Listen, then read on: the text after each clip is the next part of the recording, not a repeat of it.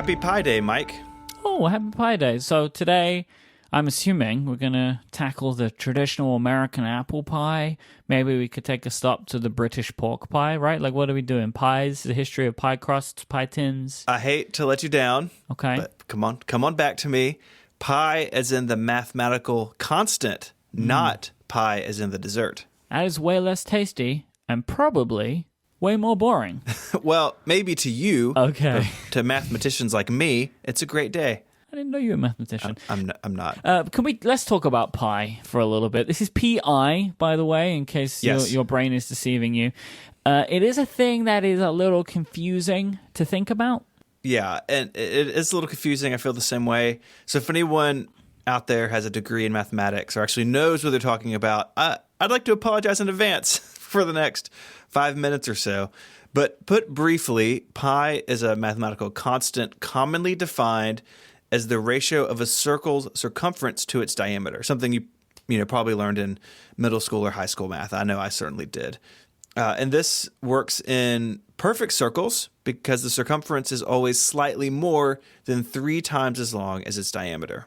So that works out to the number of, get ready everybody, 3.1415926535897932384626433832. Okay.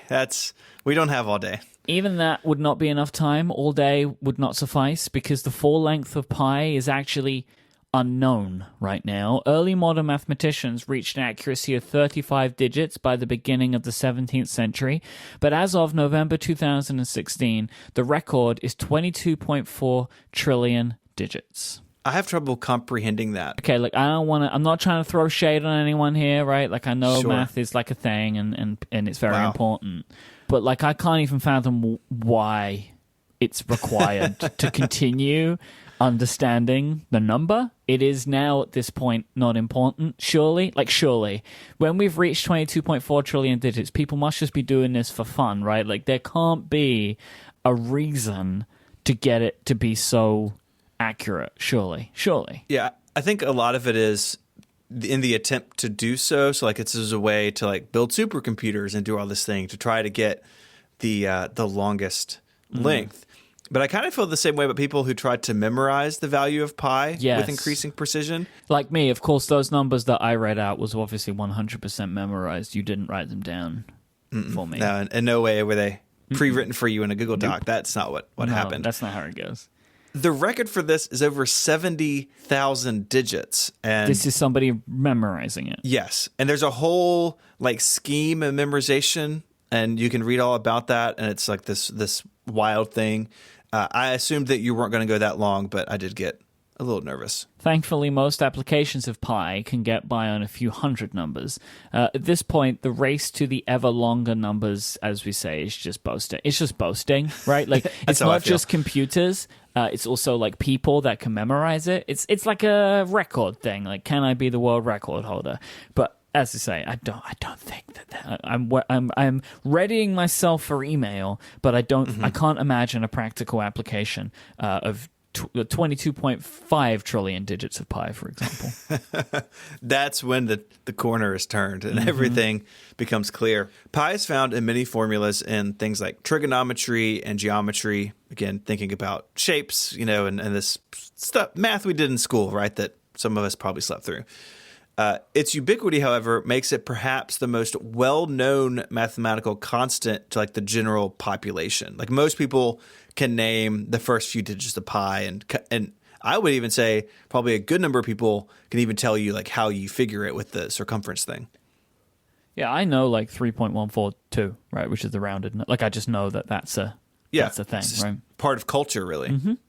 And this is probably part of the reason why pi has been known by humans for centuries, dating back to the ancient Egyptians and Babylonians. In the mid-first millennium, Chinese mathematics improved accuracy to 7 decimal places all the way back then. Around 250 BC, the Greek mathematician Archimedes had recorded the algorithm basically for like calculating the value of pi. Like they knew how to find it way back then.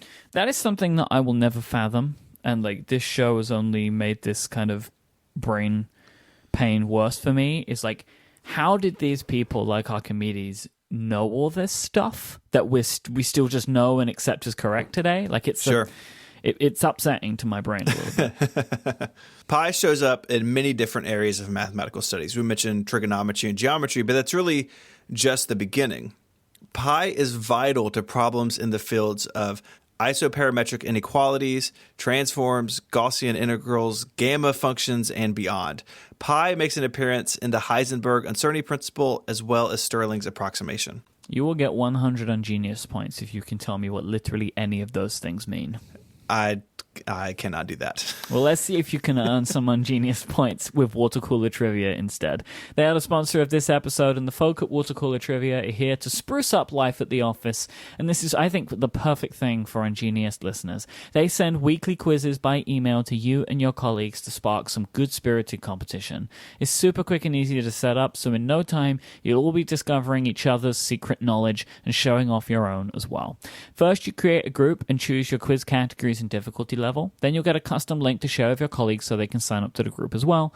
Anyone who signs up will get a quiz land in their inbox every Monday, and you'll all get weekly results in your inbox too, so things can get a little competitive if you want them to.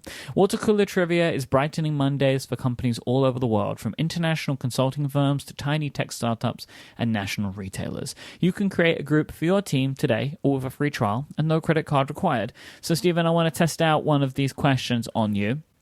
Okay. What is the easternmost U.S. state capital? Ooh, easternmost. Okay, so thinking about the eastern coastline, Florida juts out, but the capital of Florida is in the Panhandle, so I don't think it's Florida. So it's probably in the northeast. See, the problem is you have to figure out what state is like sort of easternmost, and then you have to know the capital. Yep. I believe Maine is the easternmost state. I believe that's where sunrise happens first in the continental U.S. What is the capital of Maine? I'm gonna go capital of Maine. Is it? It's not Portland. What's the other city? Is it Augusta, Maine? You are correct. Oh, Good yes. work. If you want to feel Whoa. smart like Steven, go to I feel smart. watercoolertrivia.com/ungeniused for a 2-month free trial. That's 8 weeks of totally free office fun. That is watercoolertrivia.com/ungeniused. Right now, our thanks to Water Cooler Trivia for their support of this show, Steven's Ego, and Relay FM. I can't believe I pulled that out. Yeah, I I'm don't pretty look impressed. at these ad reads. I'm pretty impressed. I'm gonna. My day's over after this. Well- I'm gonna go out on top. Let's dumb you down a little bit. Let's get back to Pi. Okay. All right. So no more math. Can we talk about the holiday that we're celebrating today? Pi Day. Pi Day is observed on March the 14th, which is shortened to 314 in the month-day format of date writing, as this is how pi begins, 314.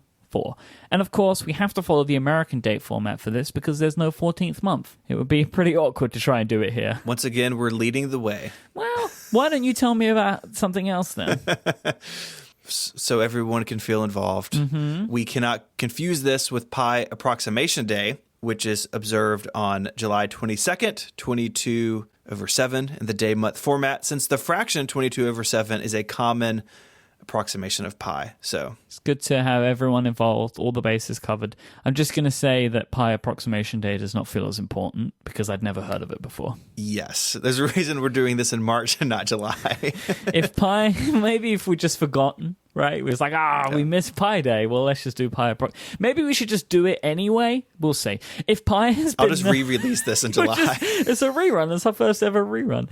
If Pi has been known for centuries and centuries, how old is the holiday? Because it feels pretty internet-y to me, like 420. Blaze it. Whoa. It does. I agreed with you. When I started reading about this, I figured this feels like something that started on the internet. But the first official, or at least large-scale celebration of Pi Day, was organized by one Larry Shaw at the San Francisco Exploratorium, which is a museum showcasing science, the arts, and more. Can we do an episode on 420? Can you put that in maybe. the list? Sure. It would be fun because there's just going to be that Wikipedia article must be incredible, right? It's got to be amazing. just take a look at it, and if you're comfortable with it, because that would be brilliant. We have an episode coming out on the 22nd, and like we could just joke like, we were late, we were too relaxed. We'll see about that. All right. Shaw worked as a physicist at the museum, and in 1988, the year of my birth, led staff and members of the public in marching around one of the museum's circular spaces, then consuming fruit pies. I like that. A simple celebration followed by dessert. There's nothing nice. nicer than that. It's just nice. It feels very American, actually.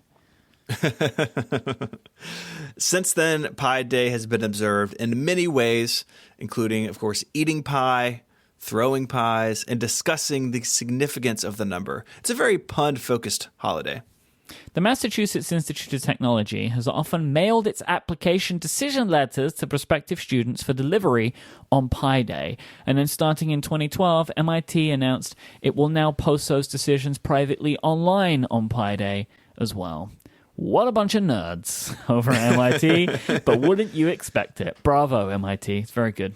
Princeton, New Jersey hosts numerous events in a combined celebration of Pi Day and Albert Einstein's birthday, which somehow is also March 14th. On March 12, 2009, the U.S. House of Representatives passed a resolution recognizing March 14, 2009 as National Pi Day. See, Congress does do important work. Indeed. For Pi Day 2010, Google presented a Google Doodle celebrating the holiday with the word Google laid over images of circles and pi symbols. They really phoned that one in. You can always count on the Google Doodle in such situations as weird, kind of internet-y holidays. Yep. If there's no Google Doodle, did it really happen? That's a good question. I don't know. All right. Well, so that is Pi Day. Thank you for celebrating with us on this very special occasion. If you want to learn more about the holiday or about the mathematical constant, there are links in the show notes at relay.fm/ungeniused/74. While you're there, you can get in touch via email with show suggestions, or you can do that on Twitter. The show is at Ungeniused. You can find me there as ISMH, and you can follow Mike on Twitter as IMYKE. And until our next 22 trillion digits, Mike, say goodbye. 3.1415 by. Adios.